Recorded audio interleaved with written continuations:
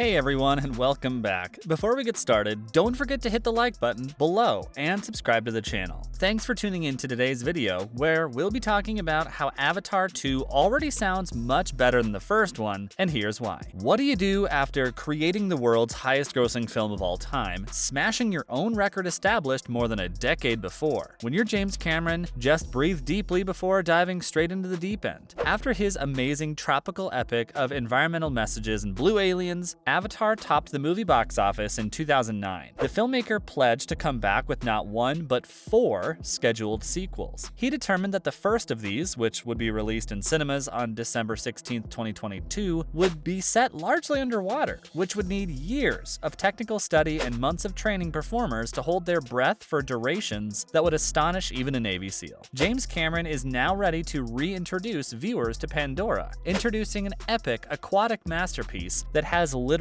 been a decade in the working. While there are few specifics floating around about Avatar 2, it is looking like it will be better than the first one. Avatar is set on Pandora, an exotic planet populated by blue indigenous-coded aliens known as the Na'vi. Its sequel, which was initially scheduled to be released back in 2014, seeks to provide a more intricate plot that goes into further depth about Pandora and the local people that dwell there. James Cameron's Avatar 2 is full of potential after years of work. Avatar remains the top-grossing film of all time, breaking multiple box office records after its debut in 2009. Cameron began work on the film in 1994, authoring an 80-page treatment. Part of the reason it took 15 years from screenplay to screen was the requirement to employ some of the latest visual effects technology that required time to grow before it could match Cameron's vision for the completed film. Keeping this in mind, it's natural that Avatar 2 took more than a decade to complete. Avatar 2's plot seems to be more comprehensive than the first in practically every regard. While the first film, Avatar, had a pretty basic plot, the sequel promised more intricacy, with both Na'vi's antagonists and human heroes. The new story's major emphasis is family, especially the family of Neytiri and Jake, the previous film's 2 heroes. In broad strokes, the narrative will feature them being bullied to leave their land and go to previously unseen areas of Pandora. A large part of the narrative's subject will apparently be about the lengths individuals would go to keep their family together. An intriguing topic, considering that Jake and Neytiri will have an adopted human child named Spider in their family in the new story. The extra emotional deepness should boost the film beyond some of the less acclaimed portions of the first Avatar. Avatar 2 will also use the waters extensively. Major chunks of the Avatar 2 tale will be taking place both underwater in Pandora and on its beaches. Cameron has stated in statements that the idea is to include something comparable to hovering mountains from the first film, but as a visually stunning scene and as a destination for the tale to return to. Yet again, this has necessitated the creation of new technology in order for the shooting to take place, this time with the use of motion capture of performers who are truly underwater. This was purportedly done to make the performances appear more visually authentic than a dry-for-wet arrangement with actors on cables could. Another interesting aspect of the new film is that it will have more extensive world building. The Na'vi culture will be explored in more detail. Cliff Curtis is bringing Maori inspiration from his own cultural past to his character of Tonowari, the head of the Metkaina, a Na'vi tribe that lives on Pandora's reefs, which are said to have thicker fins and tails. Returning characters hint at other characteristics. The reappearance of Sigourney Weaver hints that Dr. Grace Augustine may also have endured the events of the previous film in some way. And Stephen Lang will reprise his role as the malevolent Colonel Miles Quaritch. Lang has allegedly said in interviews that it's not finished while I still have DNA, implying that the returned Quaritch is a clone. The Metkaina, a new tribe of reef-dwelling Na'vi, are introduced in both Avatar 2 and 3, setting a narrative below sea level. On the other hand, has its own set of difficulties. Because the groundbreaking performance capture technology used in the original Avatar wasn't meant to function underwater, Cameron and his crew had to devise a means to precisely record the actors' smallest movements, expressions, and movements while immersed. Artists then animated the footage. Much of the filming was done inside a 9,000-gallon tank made particularly for the sequels that could replicate the ocean's whirling currents and pounding waves. Avatar 2, focusing less on environmental issues and focuses more on the underwater world where the story is at. James Cameron is a deep-sea explorer and underwater photography specialist. Thanks to his work on The Abyss and Titanic, this fixation is fueling the creation of Avatar 2, with Cameron creating new underwater technologies to shoot the actors underwater, while the original film's topic of deforestation seems to have fallen by the wayside for Avatar 2, its marine habitat may take its place as a result of a natural ecosystem threatened by man-made challenges. The water is the world's engine on planet Earth. There might be no life without it. The ocean preservation is a topical problem that Avatar 2 may investigate. Transposing this environmental motif to Pandora may have been James Cameron's aim,